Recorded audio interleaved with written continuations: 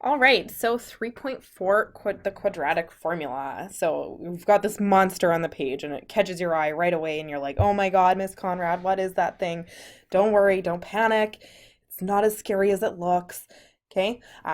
What happens is that, and we saw this in our last lesson, sometimes we cannot factor a quadratic equation. Now, sometimes it happens that it literally doesn't have any roots.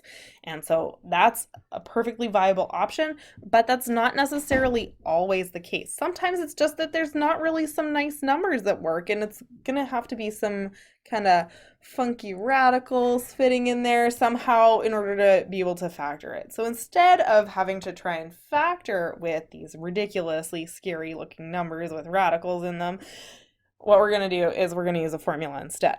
So that is this guy. So we actually really like this guy. He's helpful. Okay, it just looks a little scary to start. So the key things to know is that we are looking at general form when we go to use what we call the quadratic formula, not the quadratic equation. Okay, quadratic formula. Quadratic equation is any equation we're working with. Okay, formula is something that you can plug and chug into.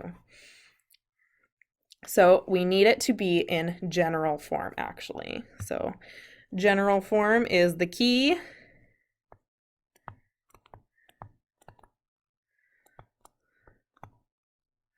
Which is why we're only running into this right now. So when we see general form, we're like, okay, awesome, great. What do I do with this now? Well, you're going to plug it into here. Now this equation is, or sorry, this formula is on your formula sheet, so don't stress that. It is available for you all the time, but we're going to look at how we actually use it today. So first of all, we need to make sure our equation is entirely in general form. So we got equals 0 on the opposite side. We've got our x squared, our x, and our constant terms. The 5 here represents A, the negative 7 represents B, and the minus 1 represents C. So when I go to use my quadratic formula, what I'm going to do is I'm literally going to take those numbers from my general form and I'm going to just put them in. Plug and chug. Okay, so what does that look like? We've got minus negative 7 is my B value, plus or minus the square root of B, which is again negative 7 squared, minus 4 multiplied by 5, which is A, and C, which is negative 1. All divided by 2 multiplied by that A value again, which is 5. From here, we have to stick to our orders of operations, so things that are under the radical have to stay under the radical. This sign here, we've already seen it, so that's kind of nice. It's not as scary in that sense. It means that we're actually going to have potentially two answers. One way if we add the radical, another way if we subtract the radical. So looking at the first term, negative 7, well, that's the same as positive 7. So let's simplify that. Okay, under the radical, we've got negative 7 squared is 49. And then we've got subtracting 4 times 5 is 20, times negative 1 is negative 20. So we're subtracting negative 20, which is the same as adding 20. All divided by 10. Well, I'm going to keep going. I can combine those constants underneath the radical. So in the end, I end up with 7 plus or minus the square root of 69, all divided by 10. Now 69, unfortunately, does not have a perfect square that goes nicely into it. So maybe that's actually a good thing because we stop right here. And we say x can be either 7 plus root 69 divided by 10, or 7 minus root 69, all divided by 10. Okay, so pause the video, try the next one. Be careful to make sure that it fits perfectly into that general form box.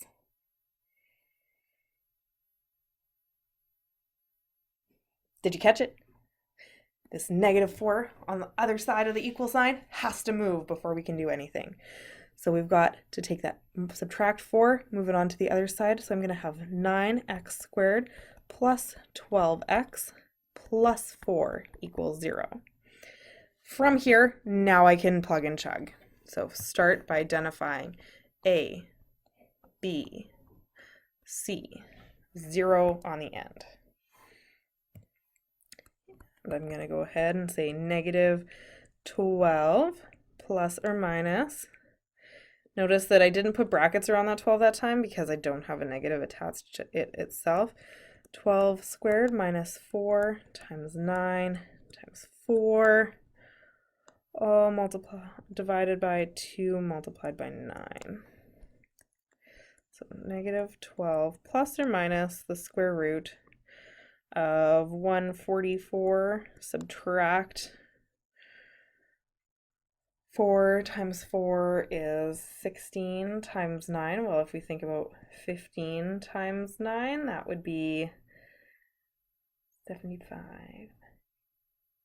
90, 105. And then we're going to add 9 more, so that's going to be 114, all divided by 18. Please take a second to double check my math on that. So I checked my math. I don't know what I was talking about here, okay? But definitely not that.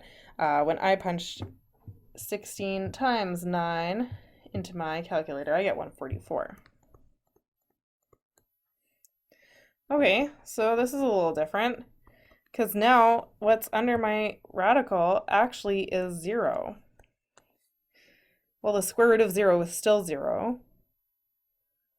So I'm going to write it as negative 12 plus or minus 0 all divided by 18. Does that make sense? No, it doesn't make any sense. Why would I write that when I can just as easily write negative 12 over 18 and even reduce that further and say negative 2 over 3. So I only have one root in this particular case. Now, what's kind of funny here is that you were so caught up in doing your quadratic formula and practicing it that you totally missed the fact that this is actually a factorable equation. So if we went back to the original, once I've rearranged it, this actually factors out to this format. Well, this should also tell us that x is negative 2/3 as my intercept, or my 0. And that's what this is all solving for. This is solving for your zeros or your intercepts. But notice they are the same. So it's nice and convenient. You can do it either way.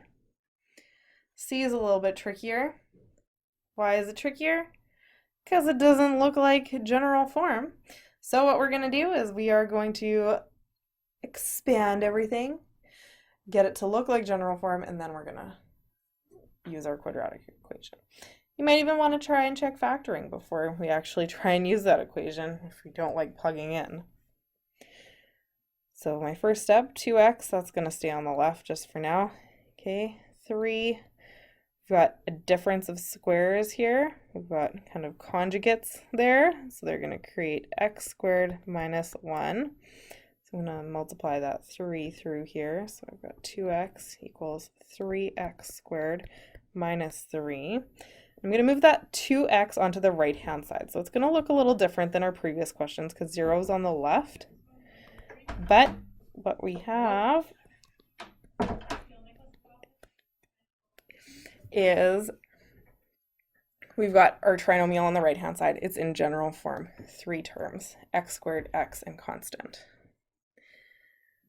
Moving forward from all of that, can I factor it? No, there's no factoring this, so I am going to have to use my quadratic formula. So A, B, C. Again, always being careful that you're matching them up and watch that that sign doesn't get lost in there. Okay, A goes with your x squared term, B goes with your x term, C is your constant. The C is the constant thing, makes a little bit of sense, at least constant starts with C. From here, it's plug and chug, so negative 2 plus or minus the square root of 2 squared minus 4 times 3 times negative 3 for C, all multiplied by divided by 2 multiplied by 3 for A.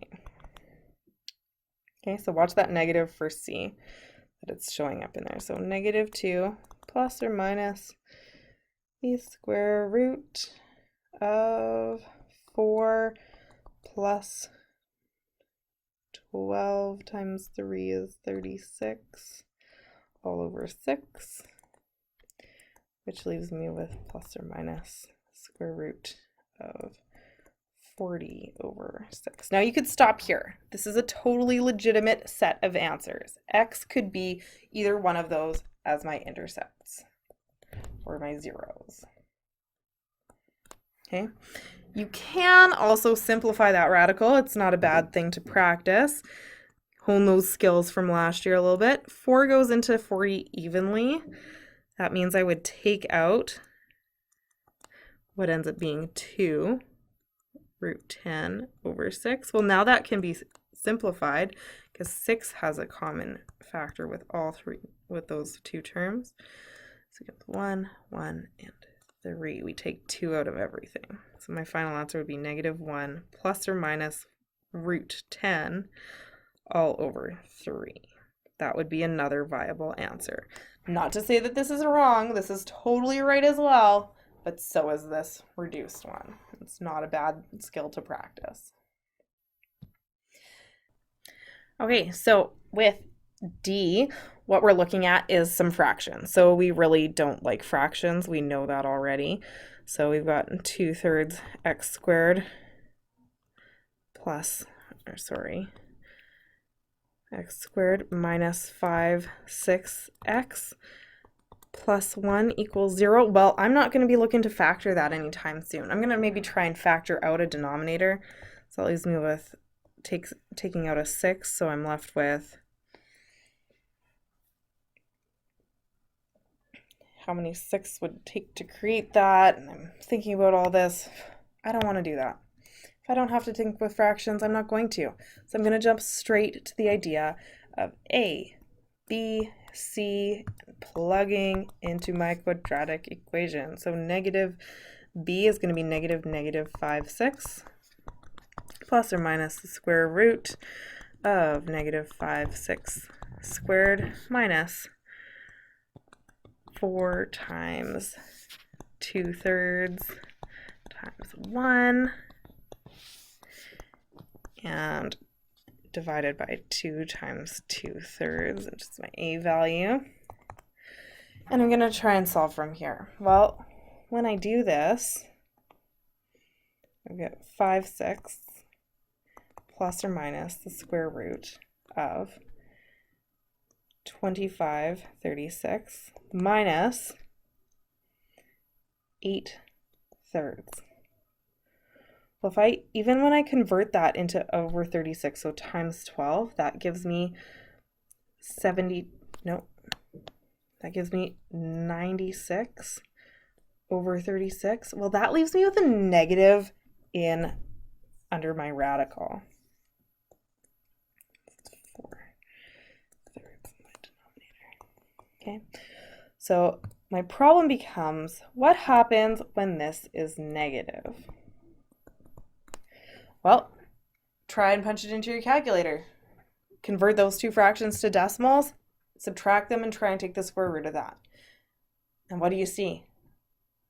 Well, you can't do it. It's impossible. You cannot have a number that's been created by multiplying two of the same thing become negative, because a negative times a negative is a positive, and a positive times a positive is a positive. So it's impossible. So whenever we end up with a negative under that radical symbol, all of a sudden we say there is no solution. And so there are no real roots.